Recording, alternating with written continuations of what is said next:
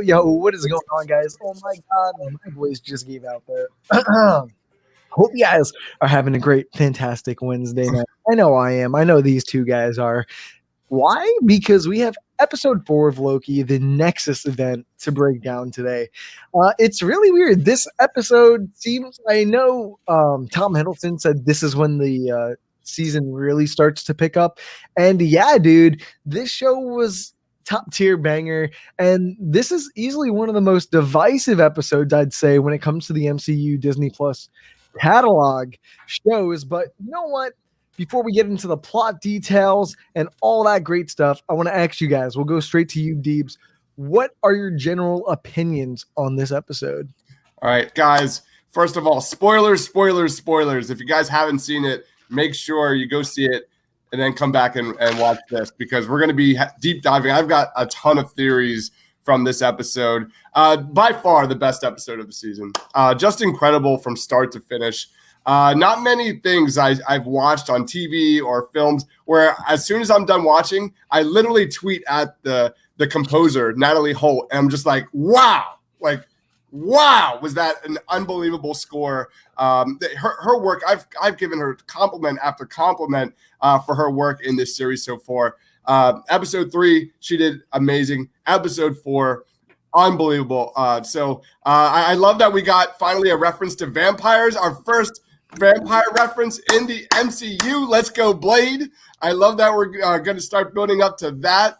I loved going back to Sylvie, Lady Loki's Asgard. We're going to deep dive into that. Mobius, talk about just an episode that was a roller coaster. It had its ups, it had its downs. There were moments where I was like, my jaw was dropped. There were moments where I got off the couch and was like, let's go!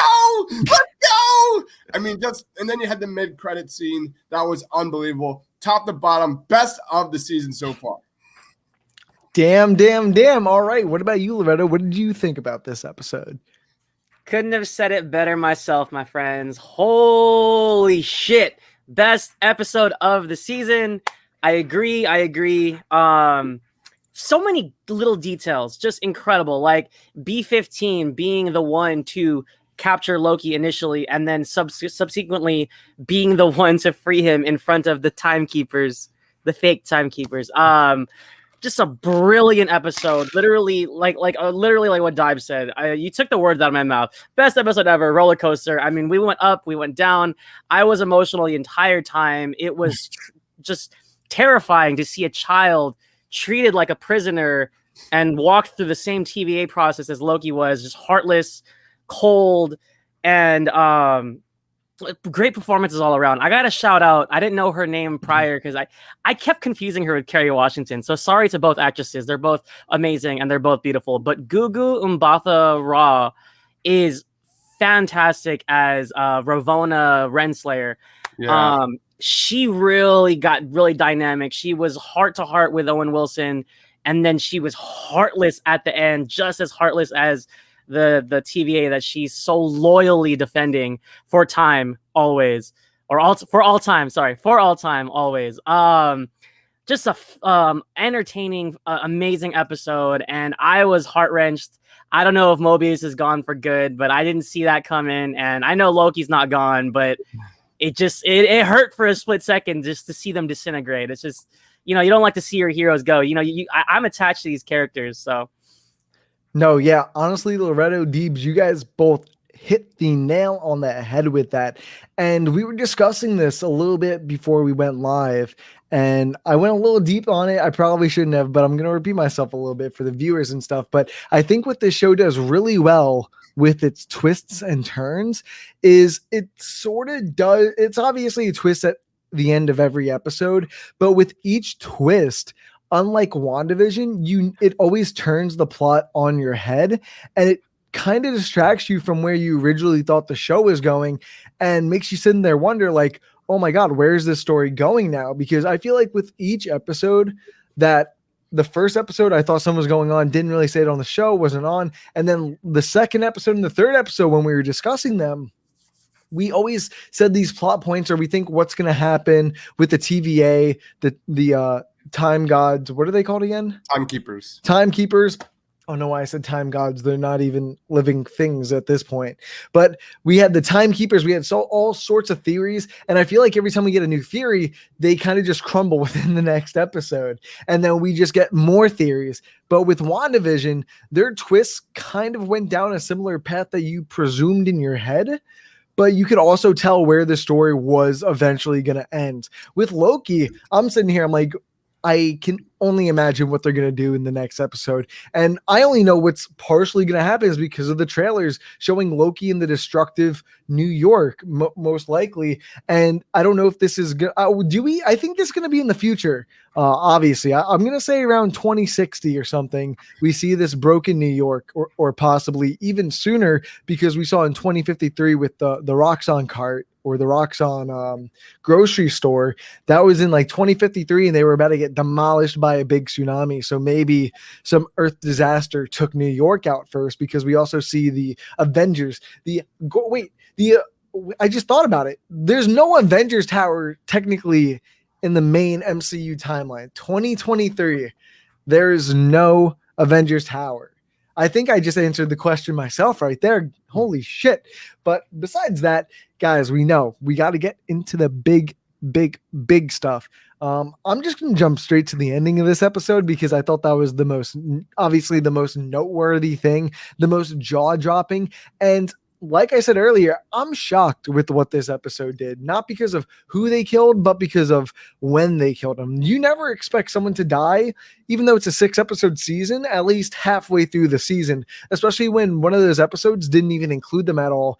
And the homie's like a top billed cast member and stuff like that. And then we had, I always forget the actor's name that playing older Loki, or presumed to be older Loki, that we saw. Richard E. Grant. Richard E. Grant is playing older Loki, and we see that now in the post-credit scene, bro. I was not expecting that outfit, so we'll just start our way at the top and work it down the episode. I think that sounds good. But yeah, I thought that post-credit scene was bonkers hilarious, because I'm going to presume it's just a group of different Lokis. I know they all look silly, but they all have the Loki uniform. So I don't know what timeline they come from or anything like that. We'll find that out in the next episode. But I lost my shit, especially when we knew Richard E. Grant was going to be in this show and presumed to be older Loki. He looks so wacky and silly in this. It's just like, why am I shocked? They've been doing all this wacky and crazy stuff, but you also never expected this from a Loki character, especially looking at Loki and Sylvie progress through these first 4 episodes. But Deebs, what did you think about the giant Lokis ending in New York? I didn't expect it at all. It was that there's things in this show that I did predict, and I tweeted it out. First episode, baby. I nailed. Eventually the TVA will be the antagonist of this series, but the fact that they're pruned and sent to an alternate universe truly had me thinking. And I even said it, like, I did believe that at some point this was going to lead our entrance in the X-Men into the MCU. And hear me out, guys. I'm throwing in a theory already. Told you what I'm not saying. What if like every person that is pruned gets sent to like their alternate universe? Loki's went to Loki. Mobius probably went to a desert because there's no jet skiing there. What if mutants went to their own universe, and when Sylvie and Loki sabotage the sacred timeline in this next episode or the episode after that, boom, we have all the mutants flood back into the MCU, and now they're all of a sudden, just like everyone was blipped back, now we've got mutants upon mutants upon mutants in the MCU. Could that be the way Kevin Feige introduces the X-Men here in the Marvel Cinematic Universe? Any thoughts on that? I mean, that's not a bad one. I'll be real with you, but I don't know if Loki feels like the show, but then I keep thinking back. I'm like, the MCU just teases everything at this point, no matter what the project. Like that, like, not to talk about like Black Widow, but for, like, I heard the post-credit scene was pretty dope, and it just leads me to think what they tease for the later MCU stuff in that. I know we know a few people have seen it, so if you guys have seen it, don't spoiler. No spoilers, please. Just putting that out there right now. But it's just adding on to my point where these like Black Widow stories connect to these multiverse of madness. Not saying that's what it connects to. Don't know. But you get the gist. These larger than life stories in a movie that is pretty grounded, or vice versa in this case with Loki. So I could see it going either way, and they can kind of create the X-Men like as a division to rile up all these mutants, and then they enlist people and shit like that. You know, when the government goes looking for people, they do the exact same thing just for yeah, go ahead. Yeah. That would lead directly into like a new mutant registration act. Yeah. All these new people, you know, and they have powers. I'm telling you, man. And I don't know. And the ending is like Professor X finally making the school for the gifted. Oh. Imagine, bro. And I got to give a quick nod to Alligator Loki. Like this show has all the level of weird that just inject all of it into my veins. But there's something I want to ask, but before I do that, Loretta, what do you think about this Loki stuff and Deeb's X-Men theory? I think we're getting a little bit ahead of ourselves, and the X-Men are my favorite heroes in the Marvel universe. So, it was awesome. I almost jumped out of my seat when Richard Grant showed up, man. But you know, I almost thought for a second, like, I know they're all supposed to be versions of Loki, but for a hot second, I was like, is that Black Thor? Like, because he had like a hammer and like, like a beard. I was like, so I'm excited. I'm really interested to see. I'm interesting to see where this dimension is, how many Lokis there are. Is that where we're gonna get this president campaign that we see in our background that I don't know what's going on in that picture? There's so many questions. And you're right, Dives. Like, it makes you wonder what happens when people get pruned. And seriously, like the details and the facts in this show just get my head twirling, because when they talk about branches, I think of branches on a tree. And when you prune like bushes and trees, you're cutting the leaves, but you're not killing them.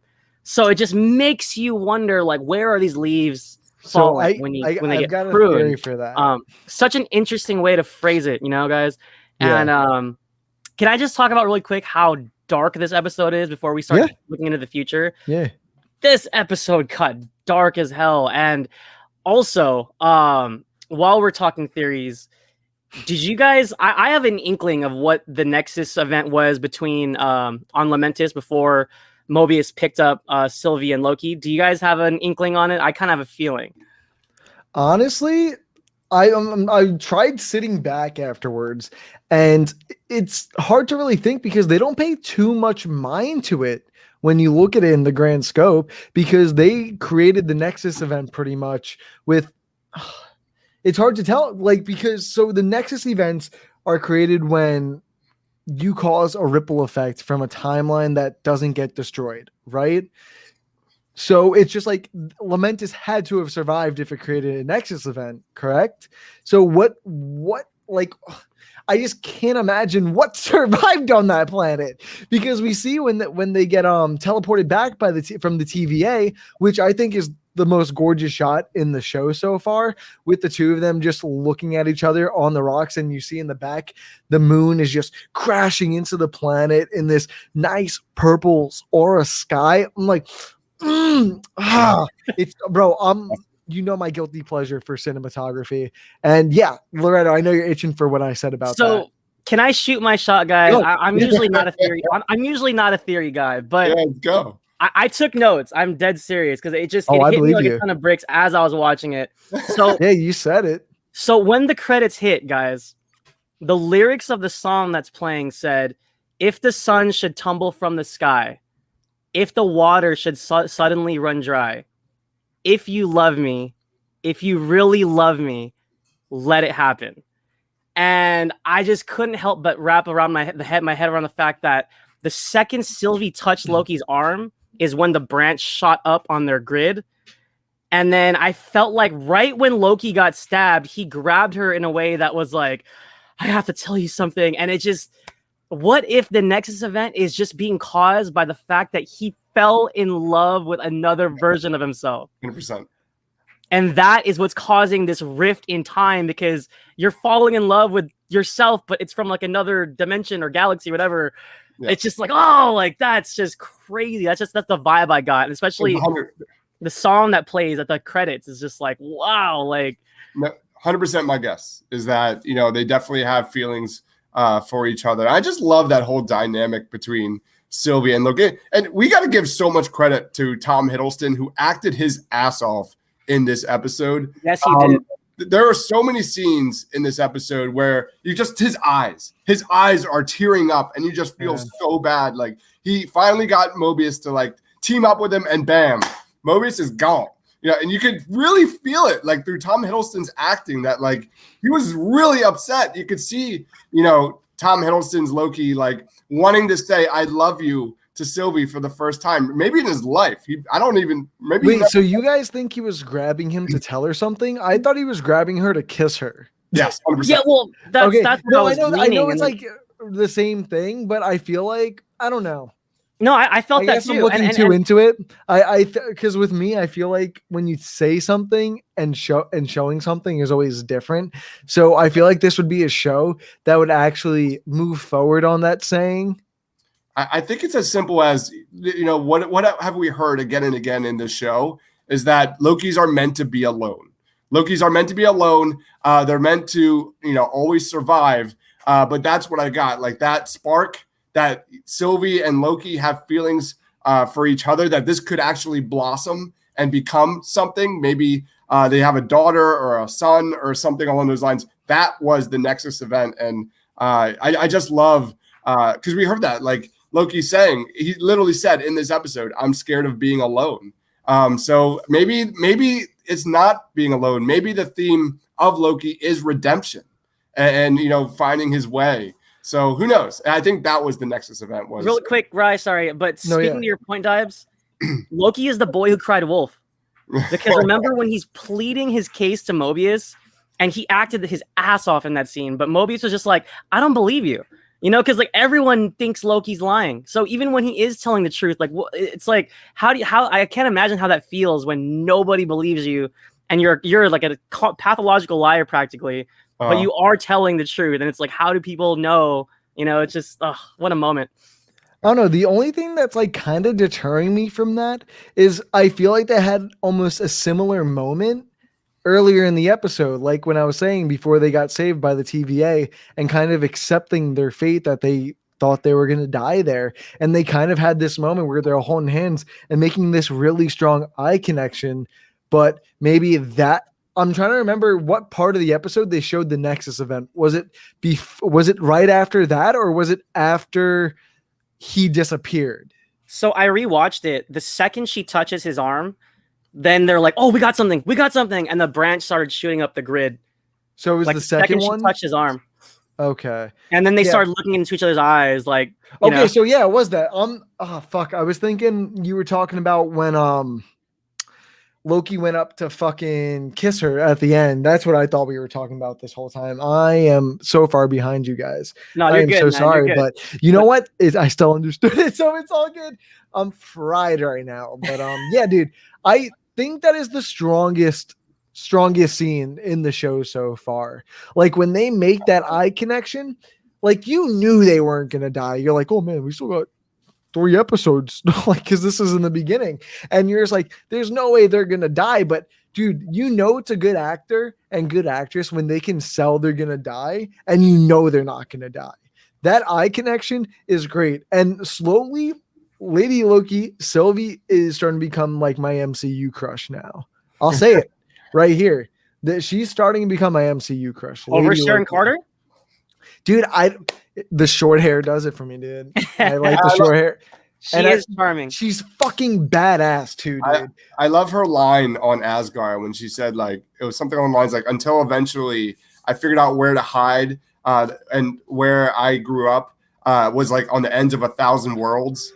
Something along that line. Like, could you imagine like the life that Sylvie had growing up as a kid, like watching everyone die all around her over and over and over again as worlds end over and over and over again. Like she could never ever form a long-term bond with anybody. She was always doomed. You know, she was always on the run. And that's why she always just trusted herself. So like there's like little keys, like subplots in the show that I absolutely love. And you know, Sylvie, Loki, you know, it just shows their dynamic on screen is terrific. It's weird how those two characters are so broken and they've gone through hell, and it's so weird to think that strangely they seem meant for each other. Yeah. So I got a question for you guys. So, like you said, the episode opens up in Asgard, and we see a young Sylvie, presumably just like the way Loki was living his life.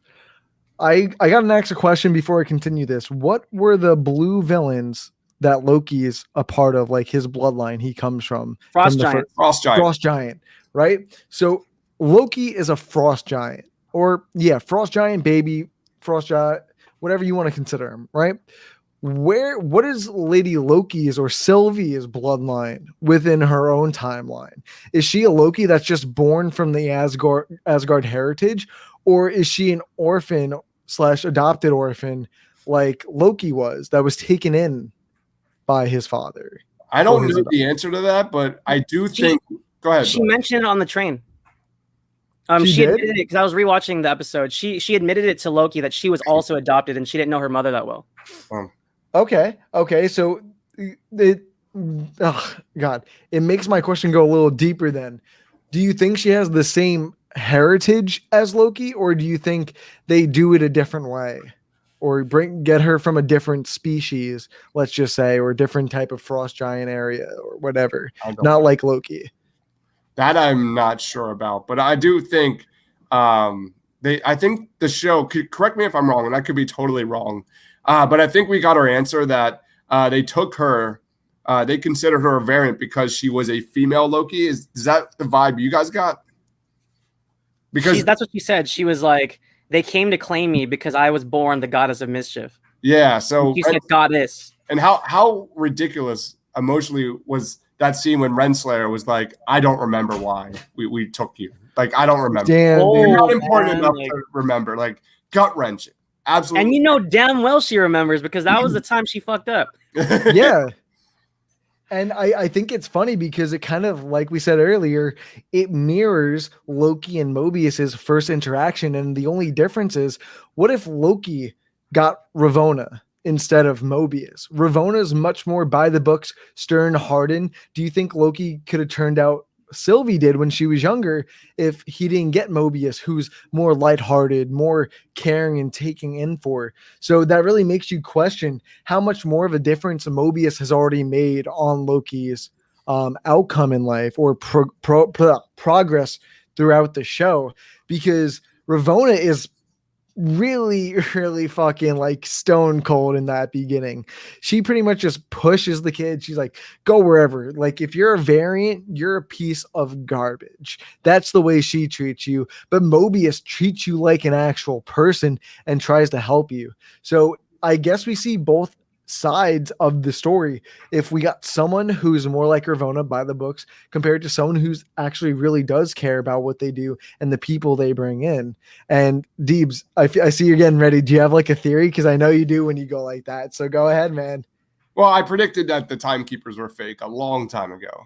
I think it's pretty much locked in that Ravonna is the girlfriend or mistress or something of Kang the Conqueror. I think that is She's got to be. I think that is an absolute lock that's going to get revealed. Probably not this season. I think the TVA, Ravonna, like, I don't think we're going to get full-blown Kang the Conqueror. Maybe like a Thanos post-credit scene after, of course, Mobius riding a jet ski, being happy. That needs to be the first post-credit scene. But the second post-credit scene can be like Thanos in the Avengers where he looks back, and it's Kang the Conqueror, Jonathan Majors. That would be balls to the wall, amazing.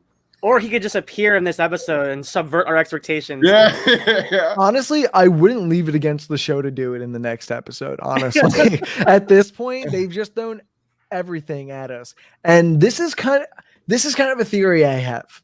It's hard to back it up because I'm trying to remember the color of the beamers every time they beam someone. Right, I really have to watch the first 4 episodes that we've gotten so far to like really go a little bit deeper on this theory, but my theory so far is, so the beamers only work on variants, right? That's the knowledge we've gotten from the TVA, Ravonna, Mobius, everybody. It turns out that when you electrocuted them or beamed them, you assume they died. But in this episode, we see Mobius get beamed. We presumed he died. But Loki get beamed. He goes to New York in some other timeline or a different year. So it really makes you think, when they use the beamers, do you think it has like a switch option to send them to jail, to wherever they might be able to do, like with Loki, send them to a specific location or something like that? And because I can't imagine what they do if they're not actually killing them, unless there's also a kill switch. So there's one for killing, one for teleporting, and then one for putting them in jail. That's a secret prison, because it seems like everyone that works at the TVA that isn't Ravonna seems to believe that everyone gets beamed and dies. You know what I'm saying? So but what I'm also curious, if that's the case, why didn't Ravonna kill Loki? Which is that's what really fucks me up right now. exactly, that's the whole. It's so weird, dude. Like, I want them to that's the biggest question I have going forward, other than who the actual TVA is, like who's behind it. Because like you said, Deebs, I think Ravonna is like the mistress or like head goddess of that area in retrospect, because she has the high authoritative power right below the TVA. So it seems like a good position for someone to keep a secret at. You know what I mean? No one can question them because they are that higher authority. And it seems like Ravonna has been that higher authority for as long as anyone can remember there.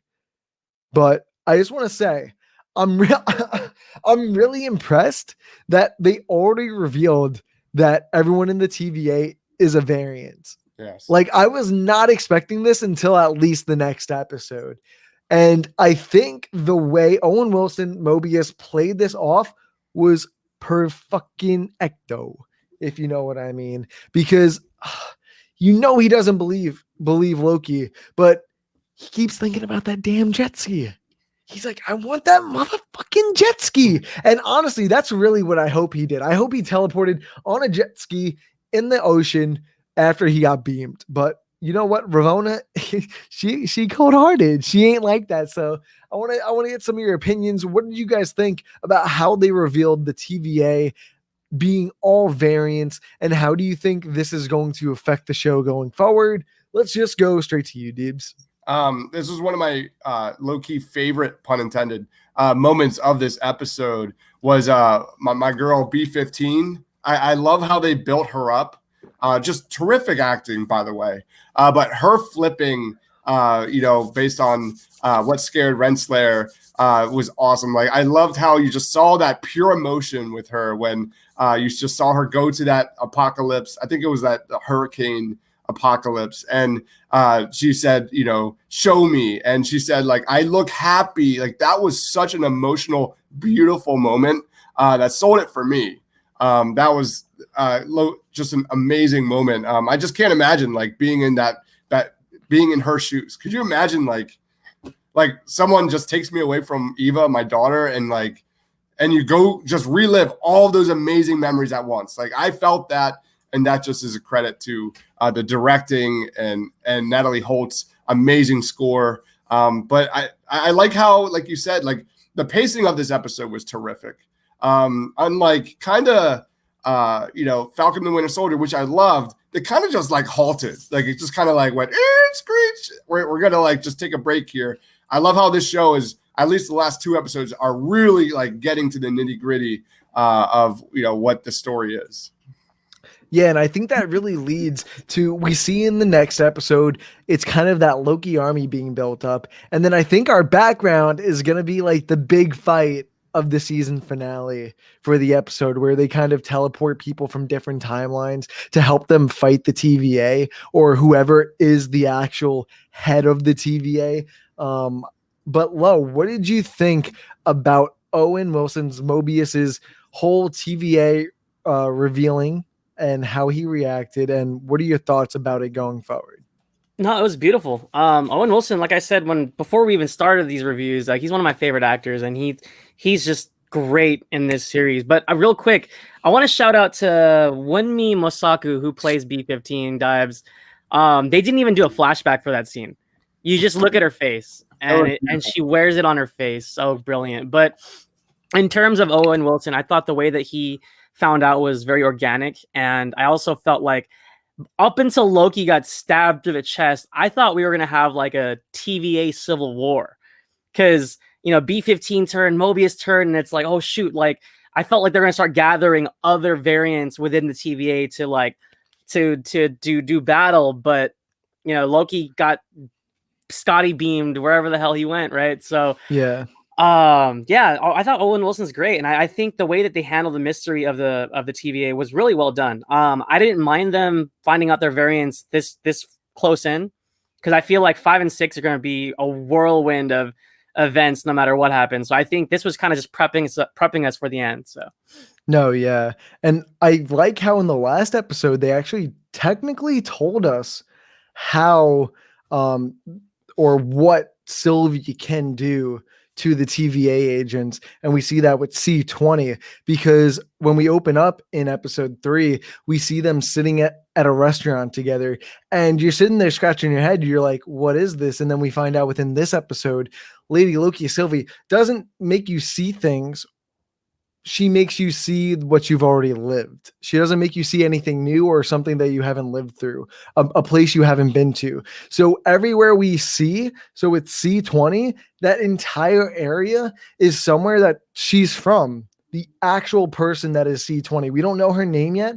I think there's going to be not a real reveal for her because she's dead, but depending on what happens with B-15, I think we'll get a little bit deeper into her story, explaining how the TVA kind of picked these people out of time to make them all variants, which is a nice twist. But I really do have to ask you guys. I do. What do you think Sylvie is going to do now that she thinks Loki is dead? And do you think they're going to focus on Sylvie the next episode, or are they going to do a Loki army exclusive episode? And then episode 6 is when Loki and Lady Loki, Sylvie, come back together and meet up. Deebs, I'll go straight to you, my man. Well, like I kept thinking about 2 episodes ago when Sylvie dropped all those bombs on all those different realities. We haven't even touched on that yet. Like, what happened to that? Does anybody know? Like that, it kind of just happened, and nothing has resulted from that. So. They actually did say a line in the beginning. I don't know. I don't remember what it was word for word, but they said we got all them sorted out as if they fixed them, and then that's why when Loki and Loki touch themselves, touches each other. That song came to my head. I touch myself.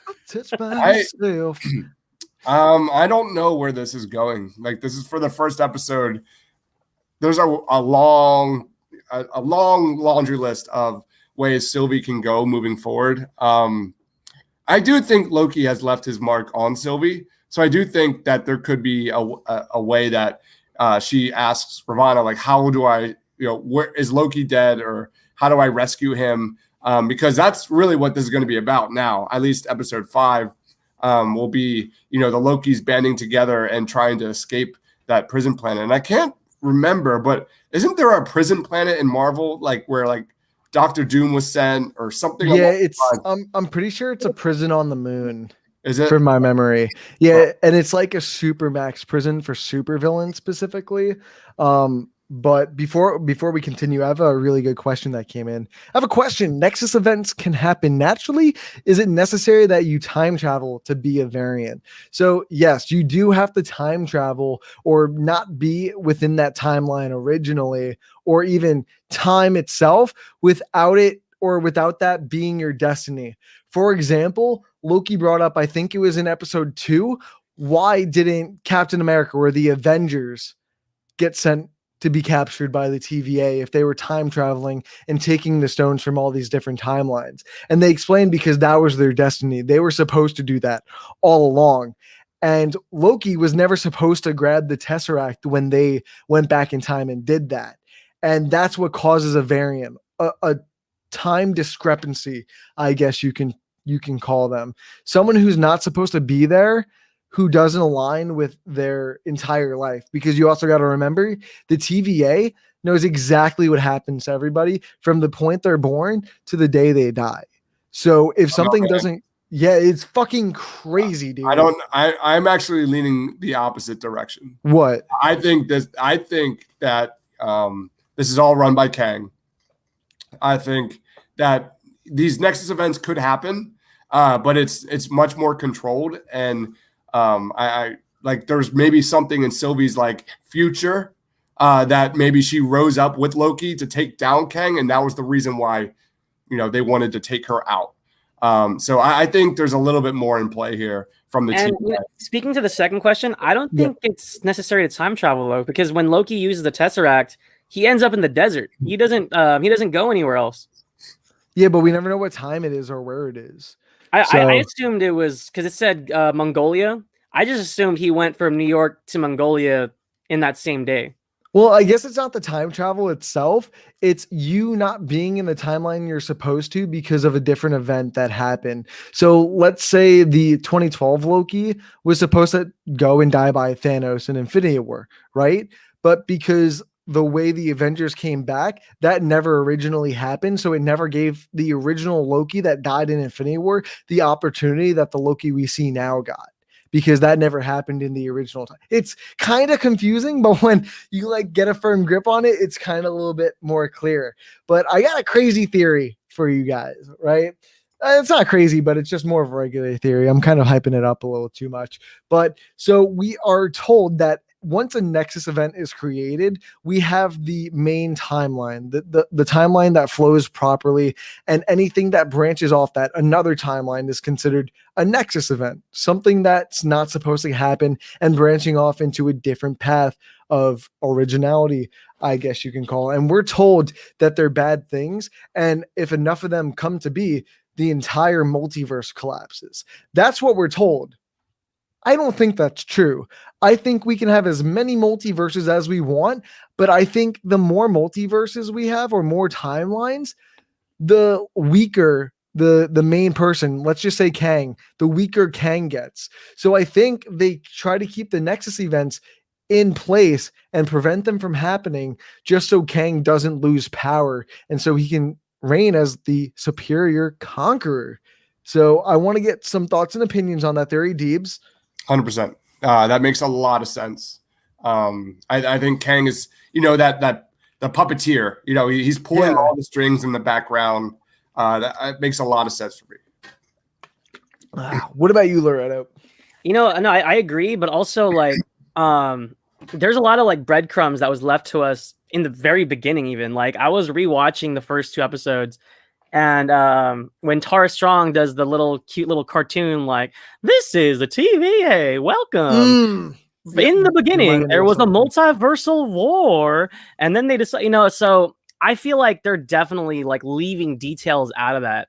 And I think there's so much more to that than what appears. And I honestly feel like I'm actually wondering, what if it's not Kang, though? Yeah, it's possible. And then I don't know who or where it could be, but I feel like there's slight allusions to Multiverse of Madness, or maybe that was just a one-liner in that sequence. But she says something along the lines of, when enough of the Nexus events happen and they're not controlled, the multiverse goes into a state of madness. Like she literally said the Doctor Strange title, and I just thought, it just made me think, like, what if we're on the wrong path and this isn't even Kang, this is somebody else that we will see later. So what about this, Lou? You reminded me of the TVA clock, I'm going to call her. I think it was like Minute Woman or something like that. Miss Minutes or something. Miss Minutes. Yeah. So get this.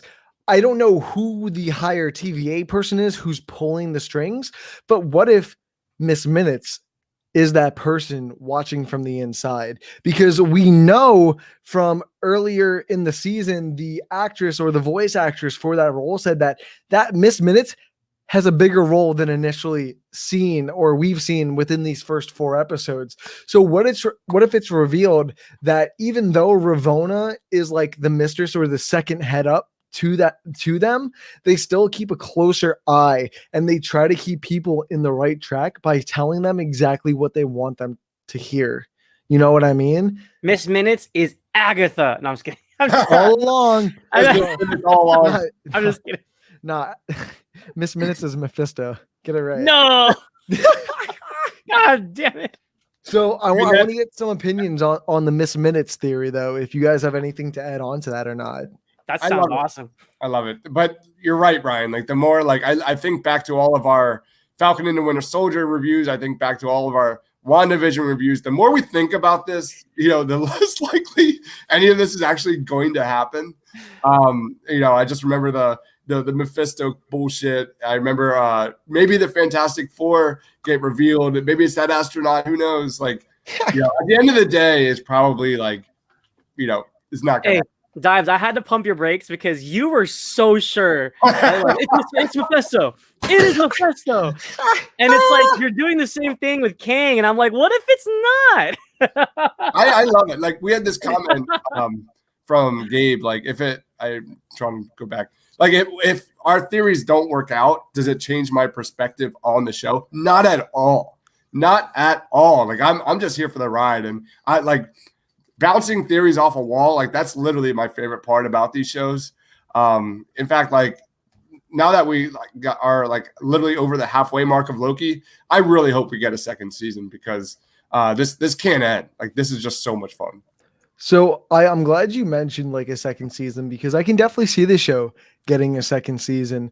I think they're gonna wait to see how this show does in total before they make like a good decision on if they continue Loki's story in a second season, or depending on what happens at the end of the season, maybe it teases he reunites with Thor at some point in Thor Love and Thunder, possibly, because I was talking to Amanda about this earlier, and apparently there's some theories going around on the internet about that. So maybe he goes into Thor Love and Thunder. Maybe it might be a cameo or a shorter thing, not like a big juicy role, more something along the lines he did in Infinity War, just on the beginning scene, like a firm 8 minutes in this movie that explains what happens to him at the end of this season, builds him up for like a reunion. I was gonna say reunition, I don't know why, but a reunion with Thor, and then whatever happens in Thor Love and Thunder,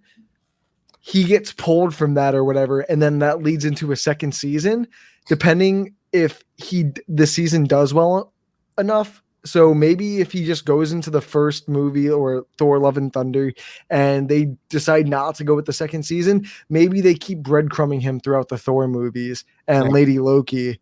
But I do definitely see this show getting a second season because from what I've been hearing, the show has been getting record numbers for the Disney Plus TV originals, which I think is fucking great. But does anyone have any more theories? Well, I just want to back off of what you said, Ryan. Like, yeah, you look at Loki and Thor, and they're like, their whole dynamic between the first phase and phase 2 and phase 3, like, it would be a crime to have this entire show of self-discovery, this journey of self-discovery and finding out what Loki is all about, for him not to have that money scene with Thor in a future film. Like that's going to happen. This is all building towards that, right? Yeah, it's got to. I mean, I just from a curious standpoint of knowing how Loki would react seeing Thor for the first time, and in his timeline, it's right after the Avengers for him, but for our Thor, he's lost so much at this point that Loki hasn't lost, that still exists for him at that point. He's never lost all those people, and he's only seen it through a screen. He watched himself die. So I'm really curious to know what type of effect that would have on their relationship.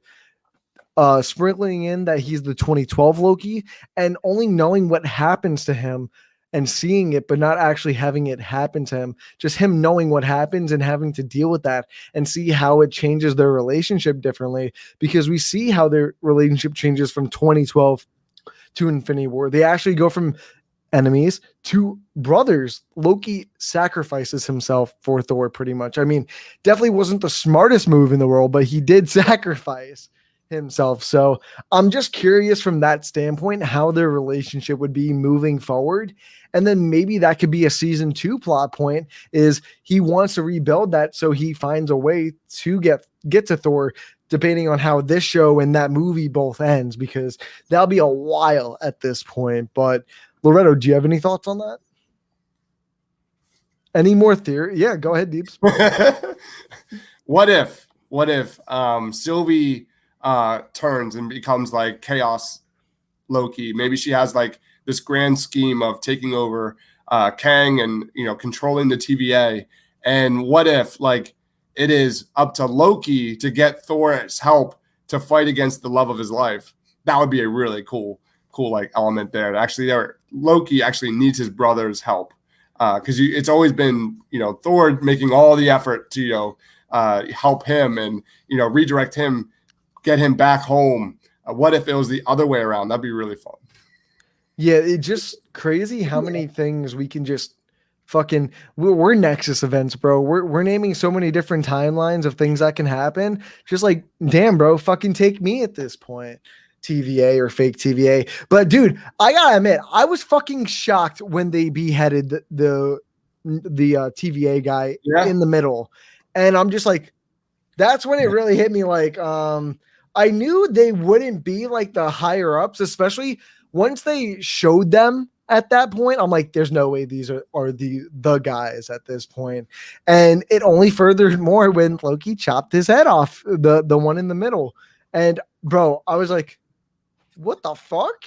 Where is this show going? And I gotta say, what did you guys think about the reveal of them being mechanical beings on top of Ravonna seeming like she knew that already? Like we said before, she could be like the second head. She could be the person before the mini boss before the boss. You know what I mean? We'll go straight to you, Deebs, because I know you're excited to talk about this one. Oh man, I called it. I knew it. As soon as I saw their head rolling on the ground, I was like, I caught it! I knew it, motherfucker! And that was my reaction. It was awesome. I everything that like I'm thinking about in this show makes me like step back and think, how much in control is the TVA? How much is a pure lie? How much is the truth? Like that's where I'm at. That's where I'm like thinking. And the after that scene, I kept waiting for Kang like to be behind like the Wizard of Oz, like behind this like screen, like, and Kang strolls out and is like, "Oh hi!" Like now, but it didn't happen. But anyway, that I was excited because I called it. So, and that was like, what's that? No, I was just gonna say you made something click in my head, but finish. Yeah, it was total Wizard of Oz vibes, total Last Jedi vibes. I don't know if you guys got that either. When B-15 came out and threw the sword, and it was just team up fighting. It was just an epic moment, man. Just top-notch Marvel content, not just for TV, but the best of the best. You really made something click in my head, Deebs. And I don't know if I'm thinking too much into this or it's really just something general that they'll reveal that's not as big as I'm about to make it seem. But who is this higher up person, first of all? Because they must have some sort of fucking massive amount of power, because nothing works in the TVA. Powers, Infinity Stones, nothing. So what are they doing? They must be super strong to make those things not work, to make nothing work in anyone's favor. Loki's magic's gone. The Infinity Stones don't work. No one's magic works. Only the gadgets the TVA have that's more than likely created from the TVA heads, whoever that may be at this point. So do you guys think that the head TVA agent or the head TVA person pulling on all the strings is so strong that they can just disable powers from anything in the multiverse time? I'm on both sides. Leo, I agree. It's more than likely Kang. Ravonna is her love interest. On the other end, like I totally have the vibes that like they're not in control. They're not in this all power,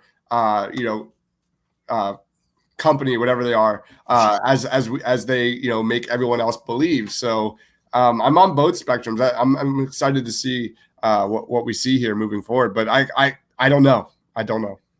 And I know, I don't remember. It might have been the showrunner or writer, because I forgot about this. The writer of Loki is writing Multiverse of Madness, by the way, is one of the writers of Multiverse of Madness. That is cool.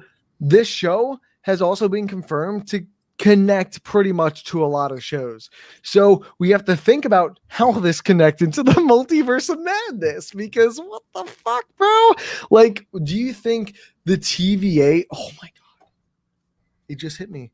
So what if the ending of this show has the TVA falling, creating what we saw with the time bombs in episode 2, a bunch of Nexus events, and that's what is the main problem of Multiverse of Madness, and they're all leaking into the main timeline stream that we have, and so Doctor Strange is trying to fix those problems. No question. Dude, it fucking just clicked into my head. Like, no fucking way. I didn't think about this earlier. It's just going to be pure chaos on Earth. All the variants coming back. It's just going to be pure chaos. So I do firmly believe like that's where we're getting Fantastic Four. That's how we're getting X-Men. This is definitely our first seeds here with all this, the Kevin Feige mutant plant. Yeah, this is where the seeds really start coming in and stuff like that. But guys, do we have any more anything to say? Anything we forgot about here that you wanted to touch on maybe before we start wrapping it up? I want to speak to Ryan's comment right here, because when Ravonna was explaining to Mobius I said the same thing. He's C20 died. He said, "How?" Yeah, so he'd be close. Like, "Wow." It was pretty close. We got to see Lady Sif come back. That was cool. I miss Jamie Alexander. They did her dirty. I'm glad to see her. I mean, she's coming back in Thor 4, I'm pretty sure. Oh, that's great news. Yeah, I'm pretty sure they confirmed her for Thor 4. So I was confused at first because I thought they were teasing that. I'm like, wait a second, bro. Is Lady Sif being in this and then going off? And then they're like, nah, it's just like a time trap or whatever, where she comes in and just beats Loki. Like, Loki, it seems like she's going down the same path. Why don't you just like move to the other end of the room or something? It seems like she's set in the same progress. Like, you fuck her over. But yeah, let's get up to some wrap-ups and final scores for this episode. Deebs, I know you said this was your favorite episode, so let us off, man. I'm not like AJ. I do not like to give 10s. Like, 10s are like, I stay away from that wholeheartedly. But this is right up there, man. This was better than anything in Falcon and Winter Soldier. It was probably top 2, 3 with WandaVision. That being said, my number one was, I think, last week. I think I gave it a 9.5 or something. I could be wrong. I'm going to go a 9.7 this week. Ooh. This was just an amazing display of pacing, writing, character moments, Tom Hiddleston's acting, the reveals. It was just top to bottom. The score by Natalie Holt, which was just a standout. The visual effects when the planet's like crashing down and you have Sylvie and Loki like embracing. There's just so many epic moments. 9.7. Yep. What about you, Loretto? What are your final thoughts and your final grade for this episode? In honor of our favorite co-host who isn't here, 11 out of 10, 10,000 out of 10, 10, 10, 10. All he does is give 10s. And for once, I agree. Love you, AJ. But I agree. Like, he's loved every episode so far. And I also have loved this series. But this is like the best episode of the season. Just so emotionally powerful. I mean, I was struck the second they captured young Sylvie. It's a hard visual to see a kid in handcuffs, you know. That's just wrong in so many ways. And the emotional weight that they all carry, especially Loki, like I said, like getting to a point to where no one can trust you, no one believes you. Like, he just wore it on his face when he was pleading to Mobius, like, listen to me, you don't understand, the TVA is not what you think they are. And just an excellent episode, especially like you said, Dibes, when B-15 threw that sword in the air. I was like, let's go, let's go. And then you see Loki and Sylvie back to back. It was just awesome. Excellent action.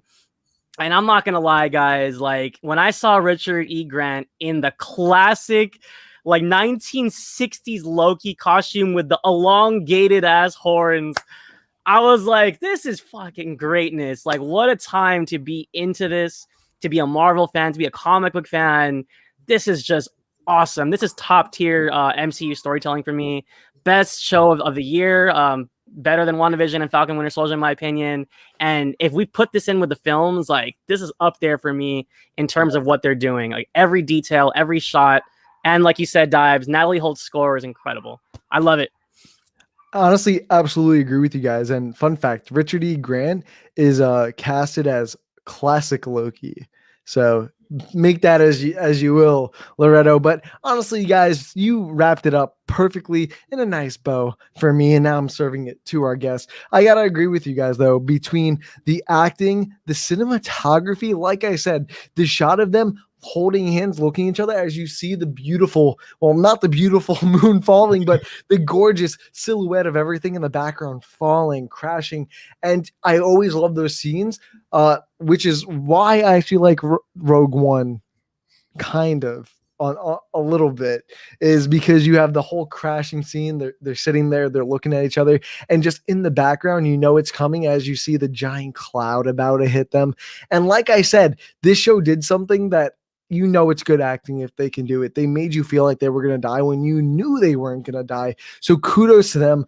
This had the most involved story. It kept my attention the most. It always made me on my toes, like, what's gonna happen? No, Mobius, fucking listen to him. Actually, like, bro, we know he fucked you over like 5 times this season, and he's also fucked people over like 100 times in general, but he's not fucking you over now. He wants you to be on your jet ski. And that's also a thing. Maybe their dreams is just them in their lives before they were abducted to be variants for the TVA or what, TVA agents or whatever. I'm going to give this episode a 9.5, and you guys might disagree with me on this. The thing that bothered me a little bit, if I had to like say a negative on it, is I didn't think the fight scene with Loki and Lady Loki, Sylvie, at the end, I didn't think the editing was that good, because every time they made contact with someone, they'd cut away, and you never got that fluent punch or kick on my side, at least. So it made it a little bit jarring.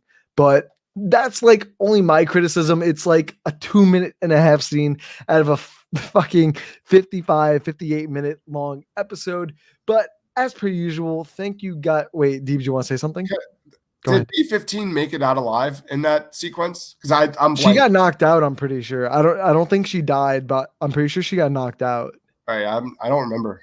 Yeah. I don't think they killed her. I think she's alive. Thank God. I definitely think there's a redemption arc still coming for her. But without a doubt, guys, thank you so much for chilling with us, talking Loki as per usual on Wednesday nights now, because Disney decided to change it. But you know what I got to say? Thank you so much for coming, hanging out, discussing spoilers and all that great stuff with all of us beautiful geeks at the Suit Up Geeks. And you know what, guys? Don't forget to leave a like, comment, and subscribe. And yes, always see what we're up to next. See you guys on the next one. Peace.